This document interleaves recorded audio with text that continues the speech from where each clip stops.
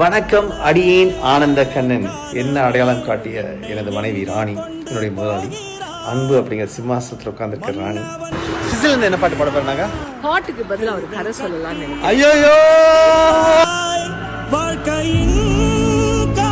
கண்ணாக்கு இந்த நிகழ்ச்சி தொகுப்பாளராக இருக்கிறது ரொம்ப பிடிக்கும். செய்த பல வேலைகளில் ஏன் உங்களுக்கு இது ரொம்ப பிடிச்சிருக்கு அப்படின்னு கேட்கும்போது, அந்த கேமராக்கு முன்னாடி எத்தனை பேர் பார்க்குறாங்க, அவங்க ஒவ்வொருத்தர் வீட்லேயும் நான் ஒரு பிள்ளையாக இருக்கணும், ஒவ்வொருத்தர் மனசுலையும் இடம் பிடிக்கணும் அப்படின்னு நினச்சிட்டே ஹோஸ்ட் பண்ணுவார். மைக் எடுக்கும்போது எனக்கு தோன்றது தான், முடிய சிகை அலங்காரம் பண்ணிக்குவார், வண்ண வண்ண உடைகள் போடுவார், தாடியிலெல்லாம் கூட என்னென்னமோ ஷேப்லாம் பண்ணிட்டு வருவார்.